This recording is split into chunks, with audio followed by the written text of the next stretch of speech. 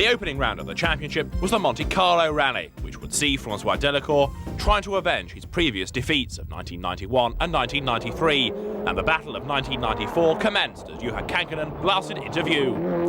But Kankkunen's first day was punctuated by dramas. He had a spin on the Berzé stage, and that was caused as a result of trying to avoid spectators stood in the middle of the road. Carlos Sainz was having his first outing in the Subaru Impreza 555. His day started slowly as he came to grips with his new mount, the car bouncing around a lot, and the ride height was raised as a result. That corrected the problems, and the Spaniard moved up to second place. Frenchman Didier Auriol snatched the lead of the rally, having set fast times all morning, but he was helped by problems hitting others early in the day. And the Frenchman's lead was short-lived. By 4 stages into the rally, there was no stopping him. Ford's hopes were high, the Escort Cosworth well suited to the fast stages. Mickey Biasion was quick, but not quick enough, as his Escort slipped to the bottom half of the top 6, the Italian describing life as hard but nice. But the main talk of the opening day was of Armin Schwarz, who had grabbed the lead on the very first stage and was soon ahead of the opposition by some 30 seconds. But then on the Berzé stage, the third test of the rally, he was caught out by snow thrown onto the road by the spectators. That rendered his notes made by the ice crew absolutely useless and dangerous as well. He plunged off the road and dropped to 66th position. Francois Delacour, meanwhile, was moving up the order. He admitted to making mistakes on the opening day, but soon found himself in the lead of the rally. Colin McRae again showed his tremendous pace in the second of the ProDrive prepared Subaru Imprezas, but like Armin Schwarz, he was caught out by the snow hurled onto the Berzé stage. The spectators were then reluctant to help him back onto the road. Colin lost nearly 30 minutes and fell to 164th of 166 cars. Bruno Thierry was driving an Escort Cosworth and a 4-wheel drive car as well for the first time, and he was soon well inside the top 10 on the opening day. But Juha Kankkunen and Nicky Grist's Toyota certainly was now showing the signs of damage. All that as a result of the spin on the Berzé stage, and there were a number of very angry drivers, all angry about the spectators' behaviour, hurling snow onto the stages and making them needlessly dangerous. In particular, Armin Schwarz was a very cross man. I think it was still fantastic until one corner, and there was some snow on the road, which we had in the notes. So the ice note was perfect written, but there was no snow written, so we went over a bank and we lost 20 minutes there. But there would be worse luck for Didier Auriol as he crashed out of the rally on the opening day. No points for the Frenchman from Monte Carlo.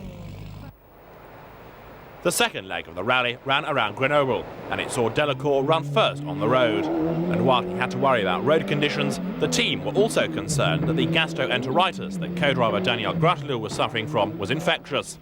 Thankfully, that wasn't the case, and Delacour's lead steadily increased over Juha Kankkunen. He'd moved up to second place despite being some 15 seconds slower than Delacour on the opening stage of the day. Slipping to third was a blow for Carlos Sainz, but he felt that a smooth rally learning about the car would be more beneficial than making constant changes to try to improve the Impreza. After his disappointment in the Lancia last year, this was the Sainz of old. Mickey Biasion was now fourth in his Ford Escort, and he was certainly being overshadowed by his teammate. The Italian, former world champion, was having a steady drive, but blamed a lack of power for his unspectacular progress. Bruno Thierry, meanwhile, was now fifth and getting to grips very quickly with his RAS-prepared Ford Escort. Kenneth Eriksson was a disappointed sixth, having made a wrong choice of tyre on the opening day, and then on day 2, both Mitsubishi Lancers had belts break in the rear suspension on the very first test. Jean Ragnotti, in his Renault Clio Williams, was having a battle royal with his teammate Alain Orai in Formula 2, the 2-litre 2-wheel drive category. Orai soon moving into the lead by 13 seconds. But with the car so evenly matched, this promised to be a battle that would go all the way to the finish, the Renaults being 7th and 8th respectively.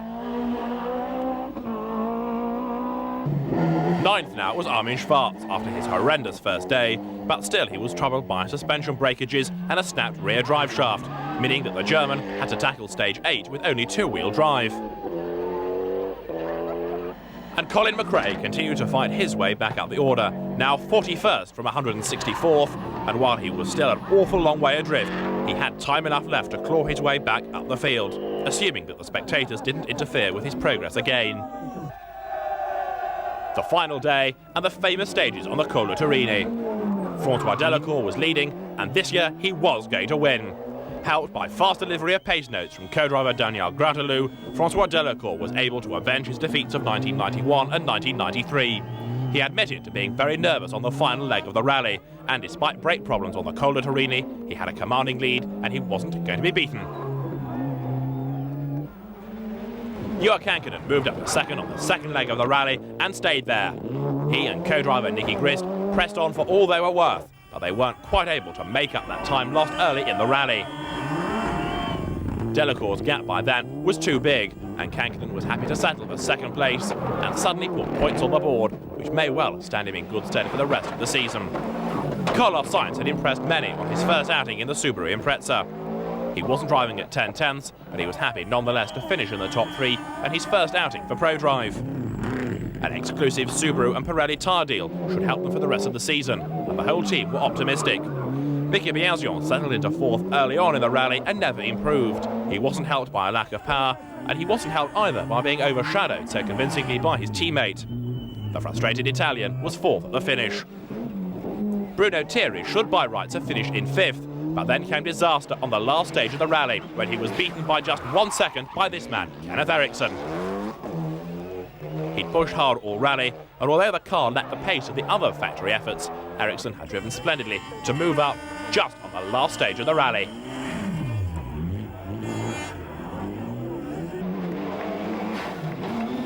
The second of the Lancers, that of Armin Schwarz, finished in 7th place, the young German having dominated the final stages of the rally.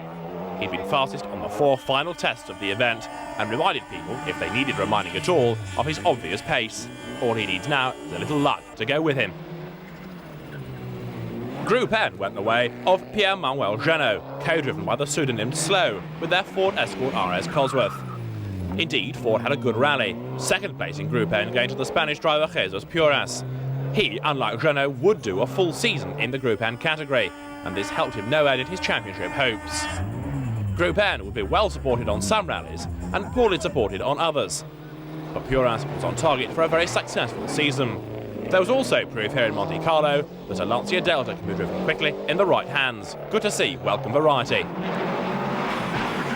Colin McRae would eventually finish in 10th place, having battled his way up from 164th on the opening day. Surely some sort of a record. With McRae winning in New Zealand last year, he's keen to make more wins in the World Rally Championship in 1994. Another big cheer was reserved for the Monegasque driver Frank Phillips with his Ford Escort Cosworth, who had a conservative run to a good finish. Jean Ragnotti won Formula 2, the only surviving Renault Clio Williams by the finish, despite Ragnotti's car running on 3 cylinders for much of the final day. A winner here in 1981 in the Renault 5 Turbo, Ragnotti was as ever tremendously popular with the spectators, but a number of teams had had a lot of damage to repair during the course of the 1994 Monte Carlo Rally. And so victory went to Francois Delacour and his co-driver Daniel Gratelou, a richly deserved victory having come so close twice in the past. Their Ford Escort Cosworth won from Johan Kankkunen in second and Carlos Sainz, new to Subaru, in third. Vicky Biazion took fourth for Ford, while Kenneth Eriksson was the leading Mitsubishi driver in fifth. And inspired Bruno Thierry took sixth ahead of Armin Schwarz, with Jeannot, Puras and Colin McRae rounding out the top 10 at the end of the first round of the championship.